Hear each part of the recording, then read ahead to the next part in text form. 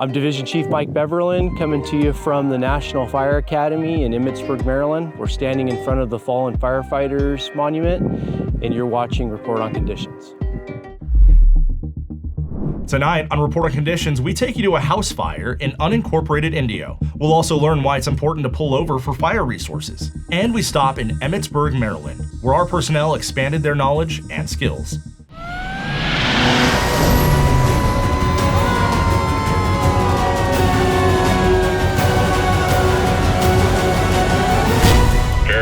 Engine 1 with Report on Conditions.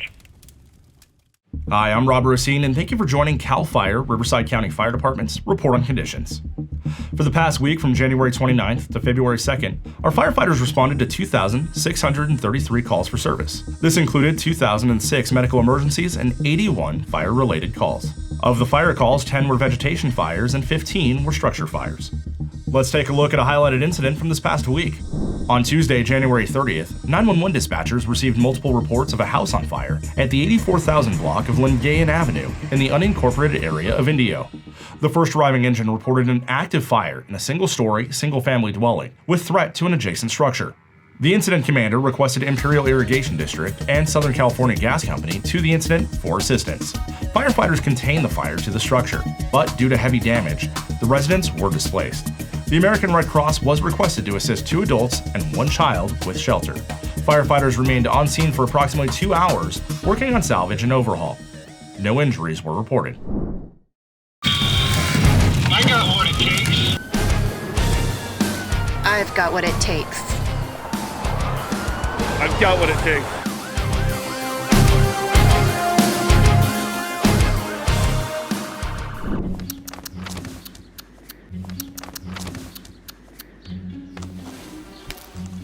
Oh, that was close. Metallic balloons are super dangerous around power lines. Never release them, always secure them. Enjoy the party. They have nuts. I like nuts. Stay alert, stay safe.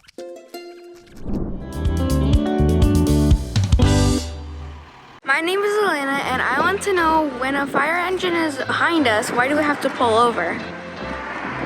How's it going, Elena? My name's Devin. I'm a fire captain over at Station 17 in Glen Avon. Just wanted to answer your question. The reason why you will pull over to the right for fire engines or any type of emergency personnel is that way you have a clear pathway for us to get through. You got to remember, when you call 911, we're trying to get to your house as quickly as possible, safely. And if you hear lights and sirens, and if you're not driving, to let the driver know, go ahead and pull over to the right so that way we have a clear pathway to get to your house. The National Fire Academy is a learning institution for America's Fire Service, located here in Emmitsburg, Maryland. It's on the campus of the former college that was founded by Mother Seton, and it's a beautiful campus. But we specialize in leadership and management and upper-level emergency response classes for the fire service leaders in the United States Fire Service. When a fire service organization is involved in community risk reduction in the community, it represents their investment that they're making in the community to make sure that their community is safe and resilient should a natural disaster occur. So it's important that the leaders have training in all aspects of community risk reduction.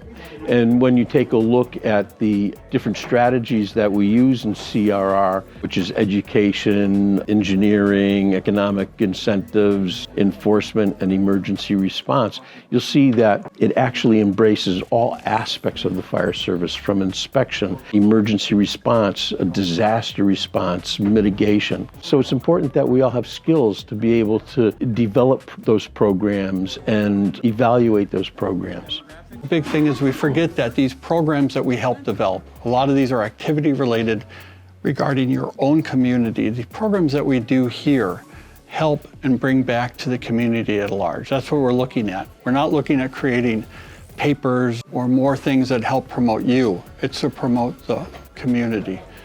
And the big thing is, if we do that, it improves the quality of life within your community.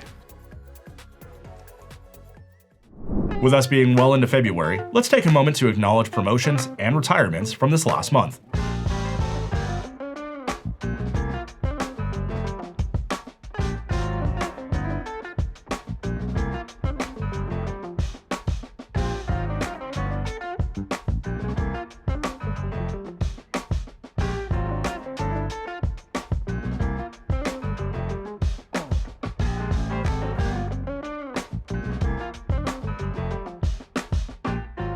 That's going to do it for this week's Report on Conditions. Follow us at CAL FIRE RRU on social media to stay up to date on notable incidents. Did you happen to capture any pictures or videos of our firefighters in action? If so, please send those our way at rrupio@fire.ca.gov. On behalf of your CAL FIRE, Riverside County Fire Department, Public Affairs, and Community Education Bureau, I'm Rob Racine. Thanks for watching.